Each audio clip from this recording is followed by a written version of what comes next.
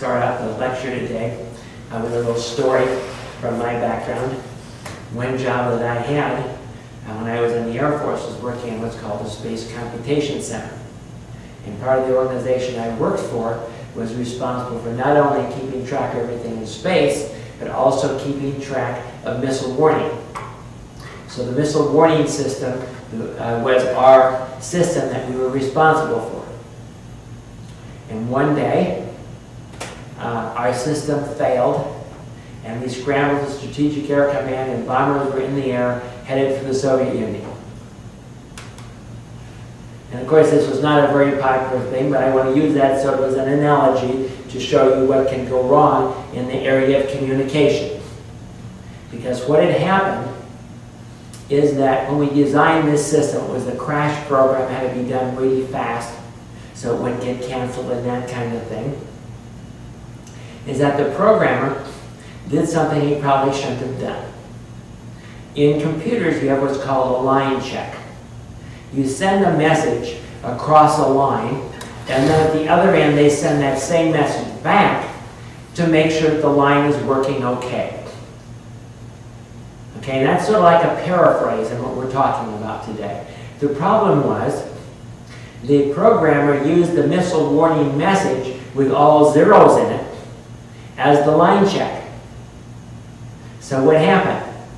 A unit called the error detection unit, a piece of hardware, went bad and put noise on the line. And so that noise filled in those zeros with numbers. And so at the other end, at Headquarters Strategic Air Command, they received a message that had numbers of missiles incoming. And that's why they had scrambled the bombers. Now the good thing was, there was another part of the system though that was built in, and that was a voice check. And if there ever was an attack, on top of the computer line, then the person that sent the message was supposed to get on the phone and call on a secure line and say, yes, that's valid or that's not valid. And of course the person called and said, that's invalid. That's sort of like summarization. Do you see what I'm saying? The one is we need a line check. You tell me something, I need to check that small amount back. But then we also need a check of the overall message. Is this a valid message? Is this not a valid message? What is that? And that's what summarization is. And that's what we're going to be looking at today. Is that sort of way of making sure that the message is valid, so we don't have those same type of problems in our communication with other people and with the people that we're counseling. So what is it? It's a rather straightforward skill. However, doing it well requires deeper concentration over a period of time, because you've got to integrate everything together, right? Requires synthesizing a number of statements into an integrated whole. It can prove to be difficult for some.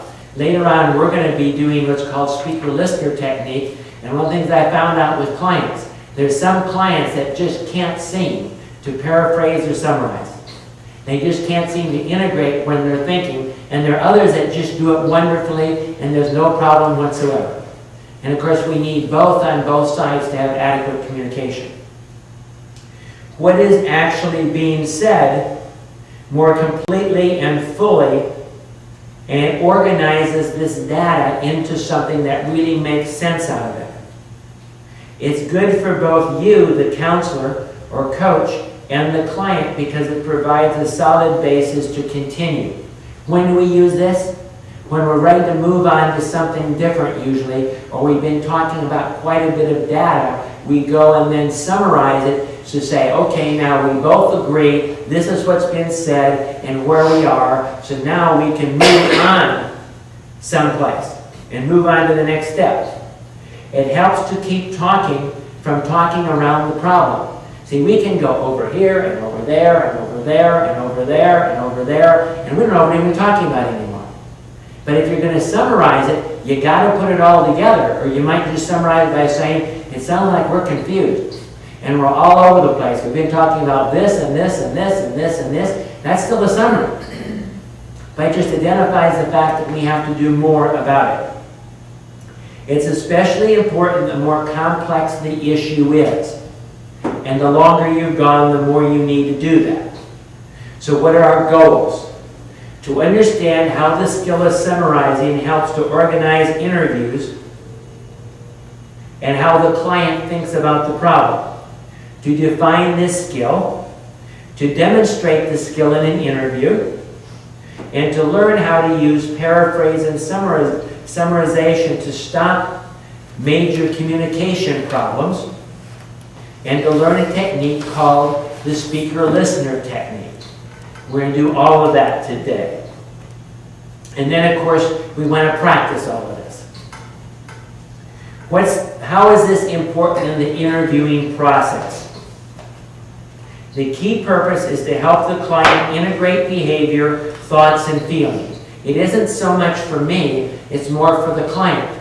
Because as we discuss it, as we summarize it more, the client's going to understand more what they're really saying and how they're really thinking.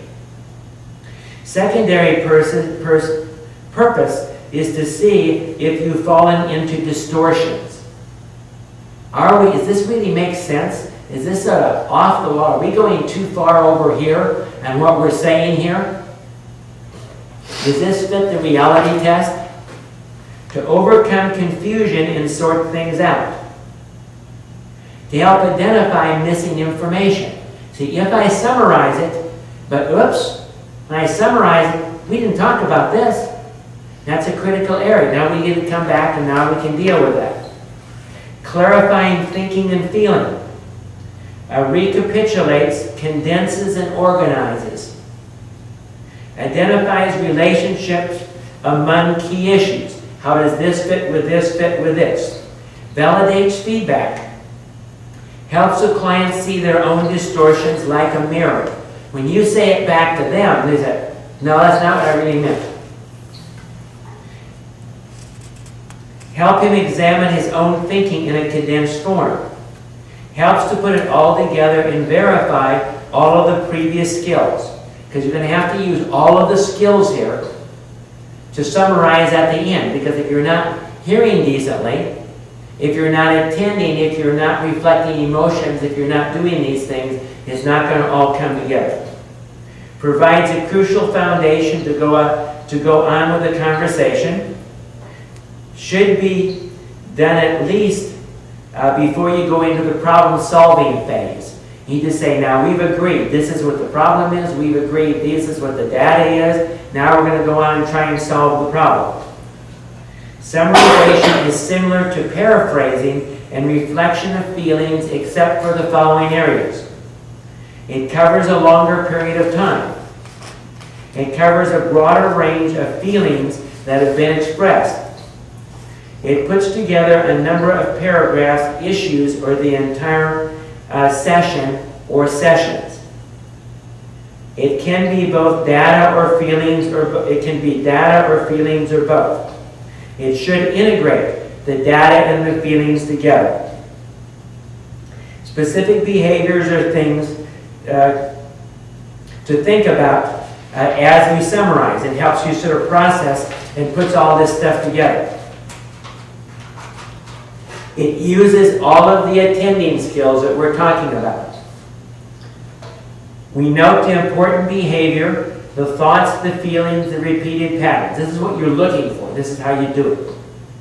Okay? We need to note the behavior, the thoughts, the feelings, repeated patterns, inconsistencies in the feelings, in fact, mixed feelings toward the important people or situations, disjoint information in the data. We summarize the decisions with the information that led to them and to make it clear that a decision has taken place. You might not remember the next time. Like in counseling, we use this a lot when you're doing boundaries. And you get them to agree. Okay, the agreement is this boundary, this is what the line is, this is what the consequence is, this is what you agreed to do. Before you end the session, you need to write that all down, because they're going to forget it, they're going to come back the next time. I didn't agree to that. And then you try to make a summary and you get them to agree to that summary. And that's what's really going on. You time your comments in the summary appropriately. You don't just break in and summarize. You wait for there to be a natural break in between what's going on for you to say, now what I think I heard you say was, and then you give your summary of the situation. And then they either agree, yes, that's what we said, or no, you don't have it, this is what I was trying to say. Use infrequent, smaller checkouts to validate as you go on. When do you use this in the overall process? You use it first to begin a second interview. If I had a first interview, how do I start my second interview? Last time, what I think we agreed upon was this and this and this and this. So now you agree to that so we can go on. Clarify what is happening, especially if it's complex. Provide smooth flow from one topic to another. Summarize what has happened in the interview. Bring together several interviews. Now, in the last 3 sessions, what I remember we said was this. And we continue with that. How is this different if you're working with families or groups?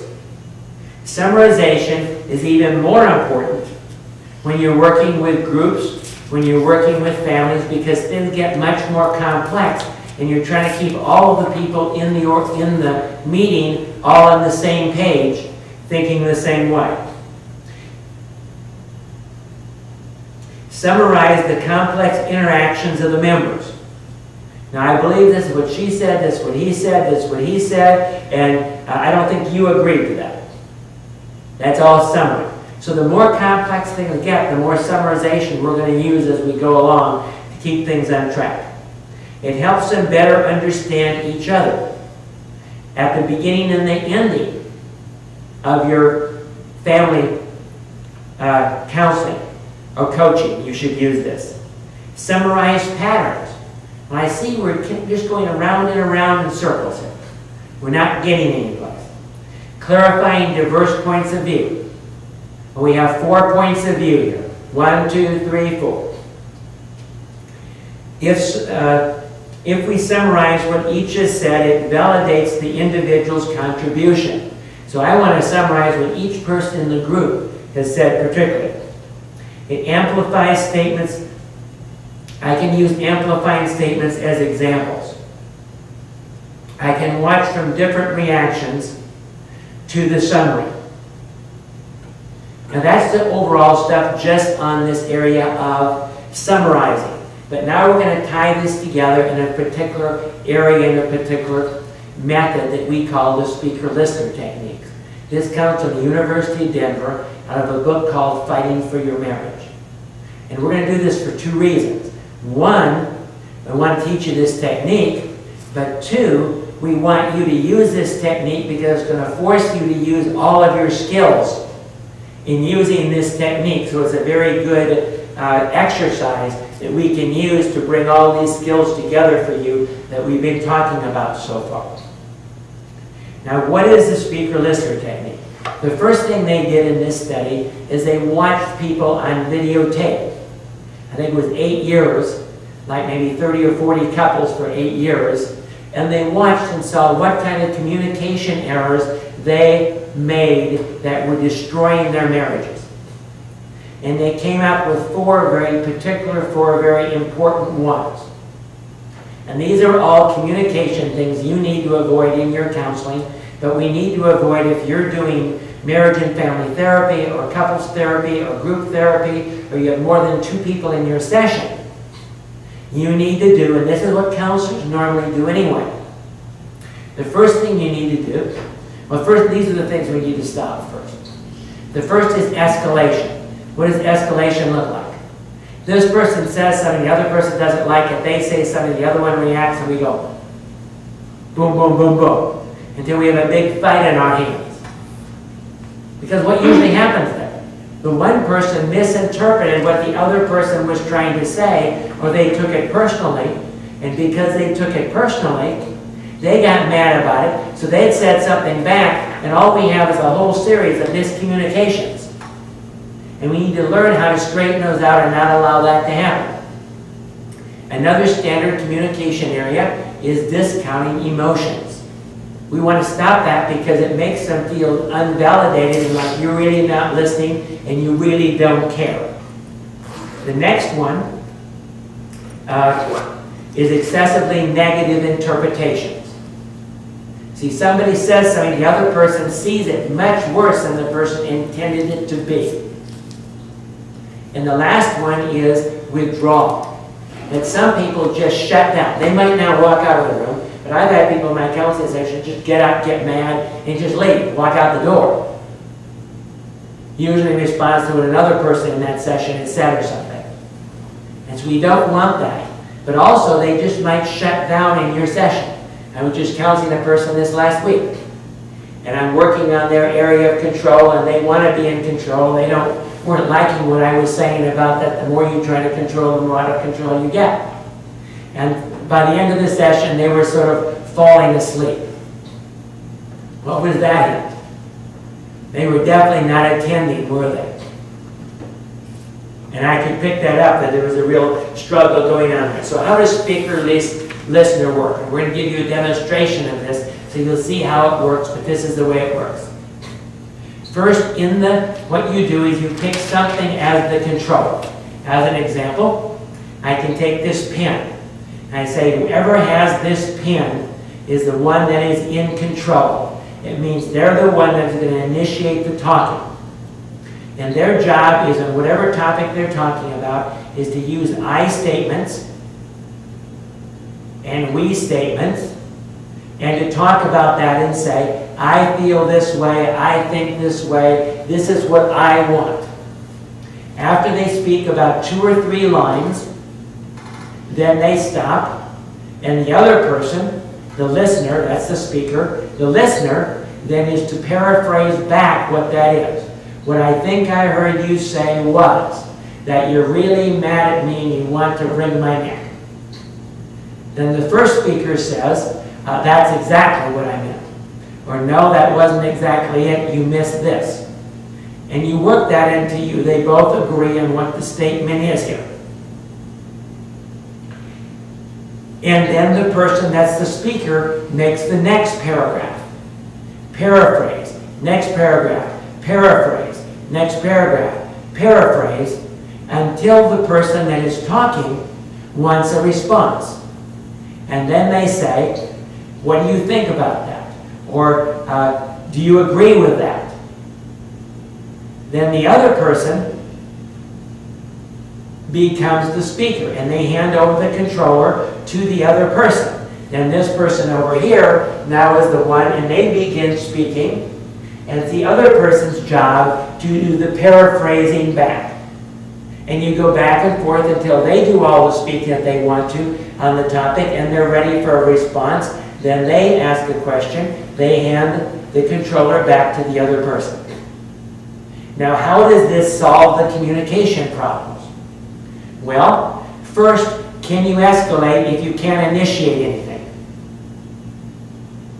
You can't. Because the other person can continue talking. Another one that helps out a lot is this problem that we have in listening, that we're trying to think about what we're going to say next. We have no idea when you're going to get to talk. And so when the other person quits talking, you quit paraphrasing, then it switches back the other way. If there's a discounting of emotions, the person says, you missed my emotions in that message. So we correct it. Excessive negative interpretation. In that particular case, you basically said, no, I didn't mean it that negative. Withdraw. Why don't people withdraw? Because we have a set of rules. If they just wait long enough, they'll get their chance to talk, right? We also stop interruptions, don't we? So basically, all the different things we've listed in the sessions before this all really get stopped by this particular method. And this is actually sort of a method that is like what the counselor does. See, when I'm counseling, I'll say, did you really hear what she said? And I'll be doing the paraphrasing and making sure they're both hearing each other. So I'm really sort of doing speaker-listener. This is just a method you can send them home to work on. But here the way we're going to use it, it's going to help you in all your attending skills and everything. It's going to force you to learn how to paraphrase. And remember, summarization that we're dealing with is just the over-long paraphrase that you do at the very end. And in speaker-listener technique, when you feel you get to an end of a subject, then one of them, the person paraphrasing, says, well, let me summarize what we've just talked about and what we've agreed upon. And that's how the summary fits into the speaker-listener technique. So do you see what we're doing? Now what we're going to do is we're going to first do a demonstration of just summarization, a regular interview. Then we're going to do a speaker-listener technique demonstration. Then we're going to break into individual groups here and let you practice doing these things on each other. But we're going to be doing all of the things. Remember the open-ended questions, the reflective questions, all the things we've taught up till now. We want to integrate all together. And we want you to use, in both of those situations, the form that is in your book.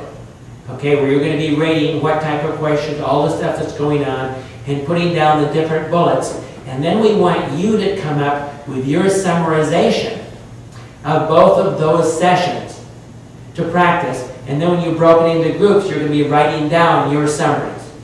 Then for homework, we want you to go home and practice your listening techniques and then start using summarization in what you're doing at home, and then find somebody to teach about summarization.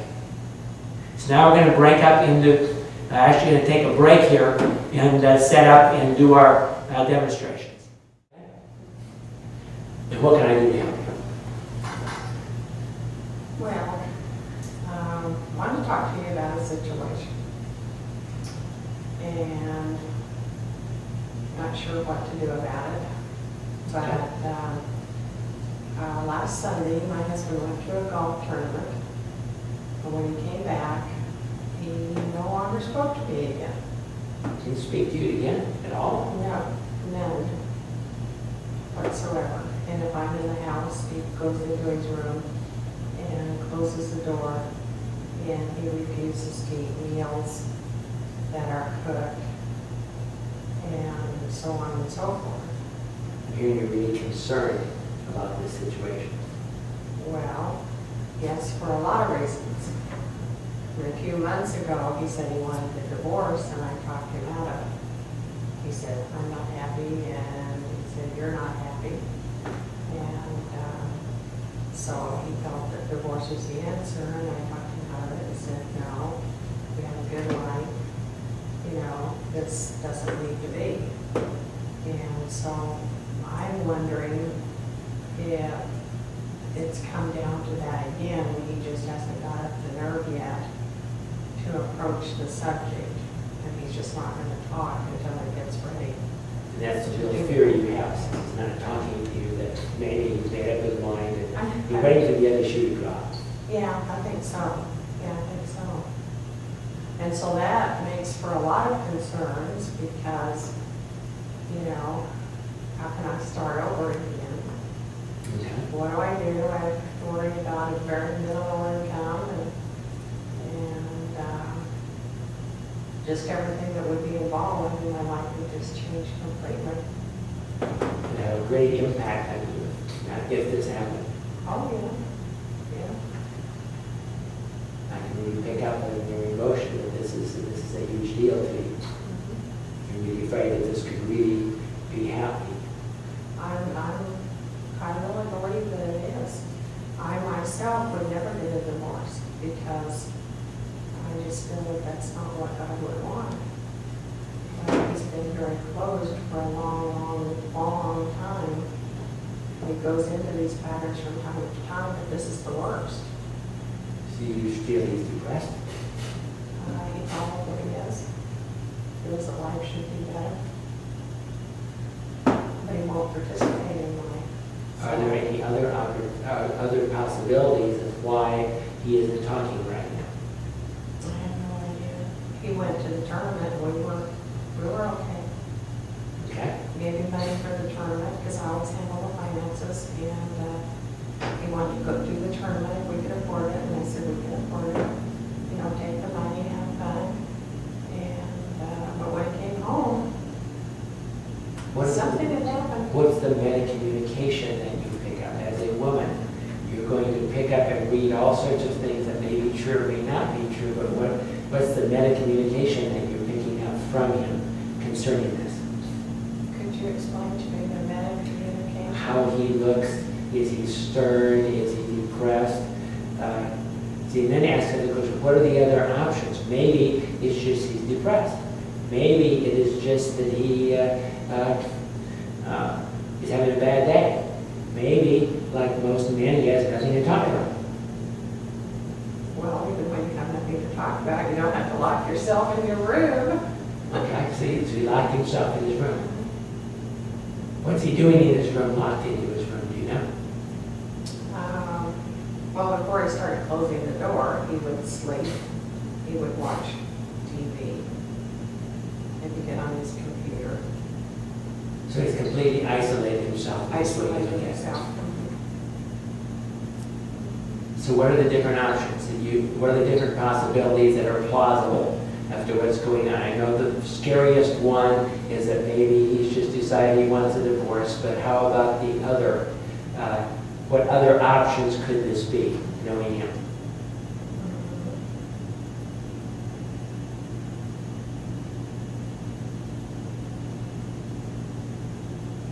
I'm not sure really. I know he's depressed because his health is not as good as it could be. Has he ever done this before? Is there other times when he isolated himself completely from him to this extent? Oh, he would get mad about something and do it for a day or two. So he gives you the cold shoulder when he gets mad. Now, he starts with a very polite, you know, like when he came in from the golf tournament, you know, our usual thing is, I come in from church and whatever I'm doing on Sunday afternoon while he's at the tournament. And then when he comes home and I'm home, then we see about something to eat. We either go out or I cook something or whatever. And he came in and he's always hungry when he comes into the tournament. And I said, what can I fix you to eat? Would you like to go out or what would you like to do? No thanks, nothing. And so I didn't give it any thought. You know, I thought, well, maybe he hated the tournament. Well, so then later in the evening, I said, would you like something to eat? No thanks. Just very polite, you know. Well, then it carried into the next day, and then I began to recognize those signs because when he's polite like that and refuses to allow me to fix anything to eat, he's got something under his skin. You know, he's got a problem of some kind, and it went into Monday. He refused to let me pack him a lunch for work, which I always do. He refused to let me make him a lunch before he went to work, and then after that, there was no words whatsoever. And he would not even eat the groceries that I brought home. So he seemed to be sending you a message. He's sending me a message, but right now I'm not exactly sure what it is unless it's the message of that he wants out. Is there any other thing he could be mad at you about? He could probably be mad at me for any number of things, but Can you I think of any particular things that have No. happened, any fights, anything that's gone on that would... we were just fairly okay when he left. I mean, you know, I was not aware of any problem.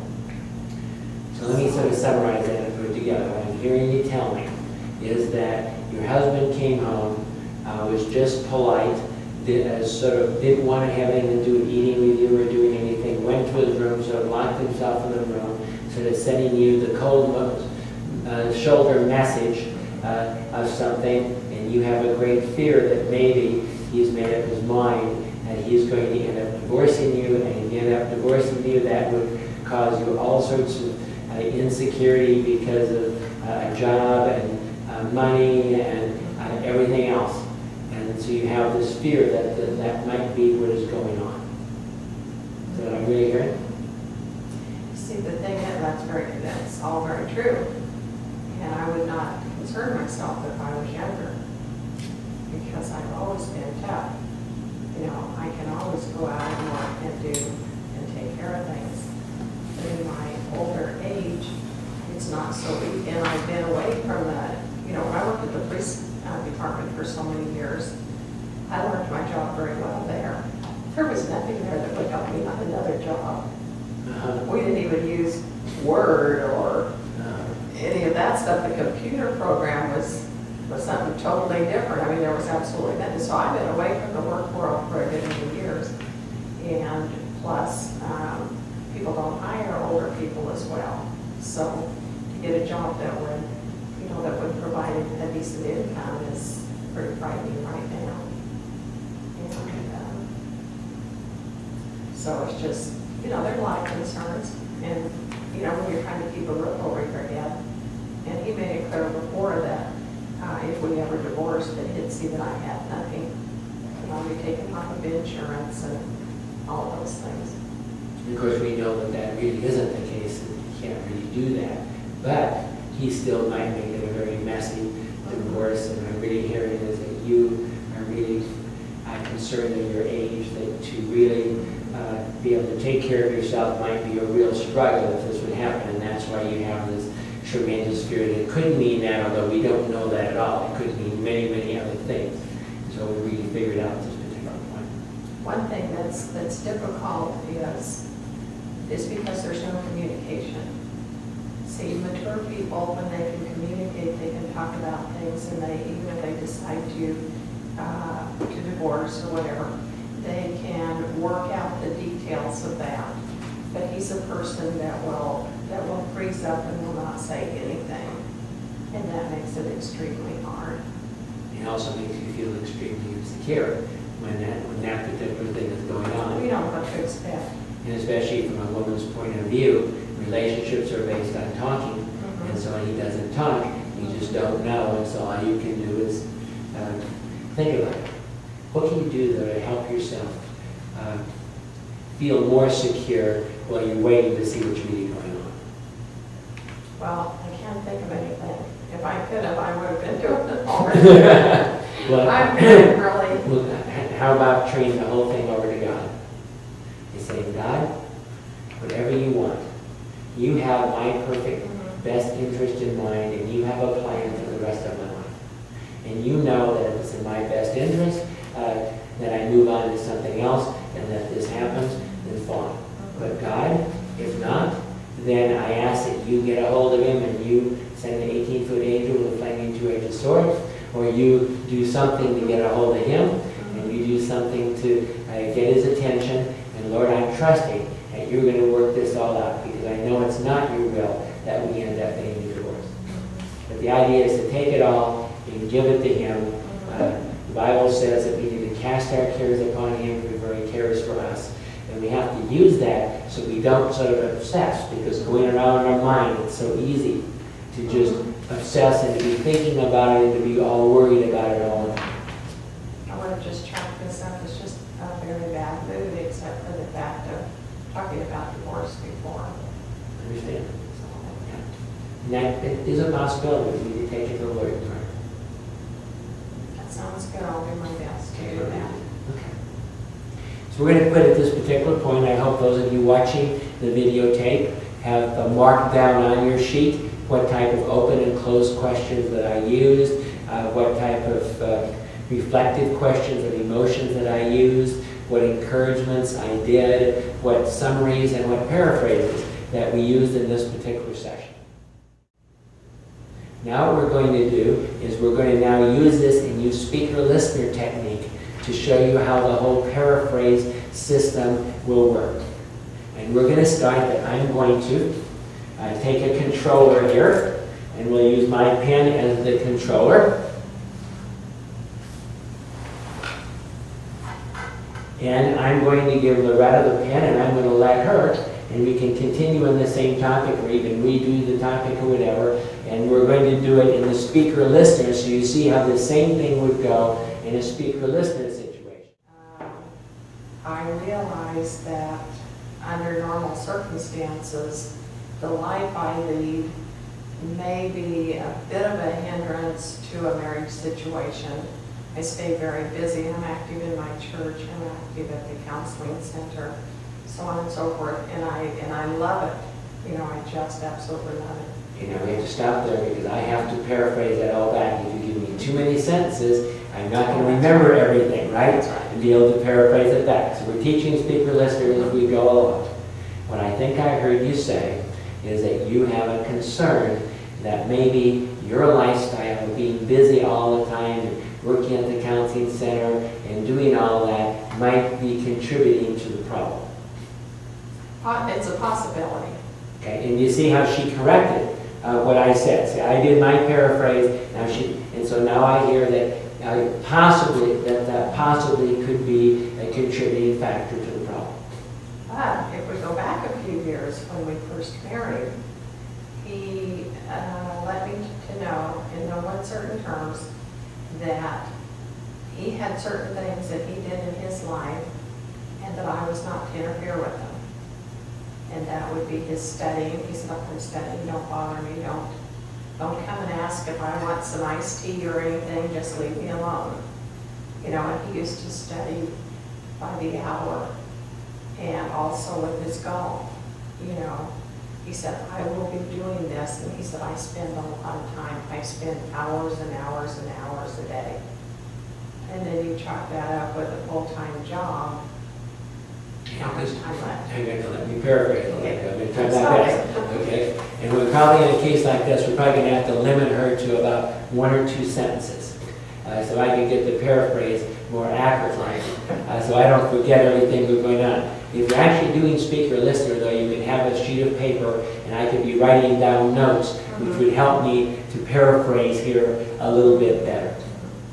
So I think I heard you say is that when you first got married, that he set some very solid boundaries about his golf, about his studying and other things that he did, that you weren't to interrupt him. This was not going to be a really close marriage relationship all the time. There were going to be some clear boundary lines. That's right. And so I took it by that I would have the same privilege. Okay, what I'm hearing you say is that because he set those boundary lines, that you felt you should have the same privilege, so you sort of develop your life apart. That's exactly right. So whether that, but now he's older and he has health issues, and I think he's bored, and I'm having a great time. And I'm hearing you say is that you think part of the problem might be that he's older, having health issues, not doing the stuff he used to do as much, and now you are off doing other stuff and having a great time. So what do I do now? Just because he can't do as much as he'd like to, do I stop doing what I'm doing? Okay, now you asked me a question. Are you turning control over to me yes. with that question? Yes. Okay, if you're turning control, you want my response to that. Okay, so then what I will do is first I paraphrase back the question. I say, what I think I heard you ask me was, should you back off on all the stuff you're doing in your life as sort of a compromise if this is a problem? Yes. Okay, so now I'm going to be in control, and she is the one that is going to be answering what is going on here. But first, I know you realize that it's not my job to give you advice and tell you what the answer is. But I can give you some guidelines that might help you decide what you need to do. Okay, and But I think I heard you say, you paraphrase back, you don't respond to me, just paraphrase back. what I think I heard you say was that you will not advise, but you will give me some guidelines. That's correct. And the guidelines are sort of this. Everything is a balance. In every relationship, there's sort of an agreement as to how much overlap there will be. Relationships are sort of like 2 overlapping circles. And some relationships don't have very much overlap, and everyone's happy. And some relationships have a lot of overlap, and sometimes one person wants more overlap than the other person wants. Okay, and what I hear you saying is that there's with the 2 circles there will be overlap, but how much depends on the couple.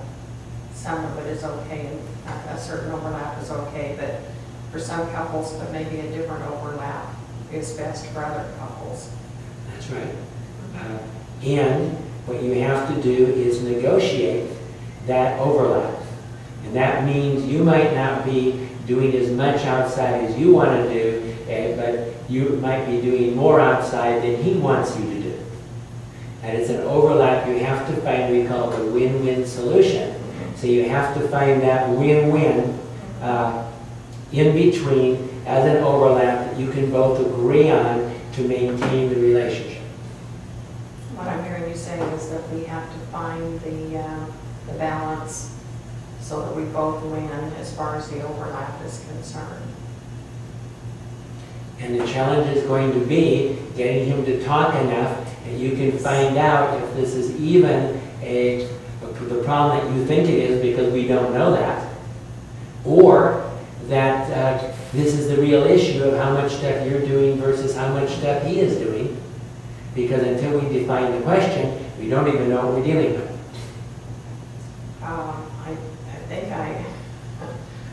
I think you said... And see, I may have said too much there. You see what I'm saying and what happens? That's what we do in the demonstration. Kind of lost your train of thought. What I feel that you're saying is that I have to figure out... I'm sorry, I'm lost. Okay, well, I'll start over. Okay. See, sometimes when you say too much, then you have to redo it, okay? What I was saying is, the challenge will be to get him engaged in a conversation to determine, one, if this is really a problem, if he's really a possible divorce situation that we're talking about, and two, if the underlying problem is that you're doing too much outside of the family. Okay. You're saying that I need to try to get him to talk, and in that talking, maybe say what's really bothering him. You know, is it because I'm active outside? He's, you know, or do I need to, or maybe it's something else. Yes, that's what I was saying, is that you're going to have to define first what the problem is, so we're not solving a problem that doesn't need to be solved. And you're saying that we need to solve a problem that's real, not try to solve a problem that's not. And once you define the problem, then you'll be able to decide if this is a real issue, and if you need to negotiate and come up with some concrete boundaries as to what he expects and what you expect in the relationship, and how we can make this relationship a win-win as your life transitions, as he gets older, as you also get older and get involved in that. Yeah, I've heard you say that we need to, you know, I'm just having a real hard time tracking. Okay, and so what I need to do at this point, to see what's happening, is the emotional issue, and so she's struggling with the paraphrase. So I have to cut back on the amount that I'm saying, and I have to say it over again. This is not unusual at all for people not be able, but do you see the communication isn't occurring? If the line check doesn't occur, I don't get the line check back, it means my message has to be modified or changed in some way, and she can really hear the entire thing. See, as you're saying it, I hear it and I understand it and it makes sense, and then when I go to repeat it back, it's like it's gone. And you have to integrate it. It may also be that in the paraphrase, you're thinking of other things. You're thinking about your real situation, and that's what's blanking out. You hearing me. You see, that's where the paraphrase stops that from happening. Okay, so I have to just cut down my bite sizes to shorter bite sizes that she can hold on to, and she, in her mind, has to try to not be distracted or try to apply this or figure out how she's really going to resolve this at the same time. So we both work together on this same issue. So what I'm saying is, if this does turn out to be the issue, we need to work it again to a win-win where you both have a balance in life that you can be satisfied with. We both need to have balance in our life, and so that we have a win-win situation. And this is not unusual because as people grow older, their life changes. And when their life changes, then you have to adapt your marriage to meet the needs of both people in the marriage. And what I hear you say is that as people get older, there are changes, and they have to learn to adapt to those changes. And that's both right and appropriate, and that's not a real problem. It's not unusual. It's not like you have this huge, unsurmountable problem. Of course, there's a lot of other issues too, but that was... Okay, now we're going to stop here, but you see what she just did? Okay, I hadn't given her the control. I didn't ask her a question. And you see, so you have to watch that because you want to sort of jump in. And here's another point in Speaker Lister I want to make. It's not made for resolving problems. It's made for communicating about problems. Because you see how long it sort of takes to do this? And going back and forth. At least we can make sure that our communication, we really understand each other. Then we can go into the phases of generating alternatives. See, at this point, we would go into, okay, how can we get him engaged in conversation? What would be the alternatives if it comes out a certain way? And do all the planning and everything together. Do you see what I'm saying?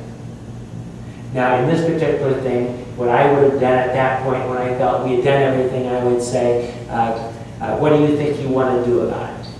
And I would give her the control back. Do you see what I'm saying? And then she could discuss what she thought that she wanted to do about it. But for the videotape, we'll end at this particular point. And I hope you understand what Speaker Lister is at. Remember, your assignment is to go and find somebody to communicate this way. First, going through doing the identification we did in the first exercise, then in this exercise, to practice Speaker Listener and practice that paraphrasing and put to life the things we've been teaching in this class.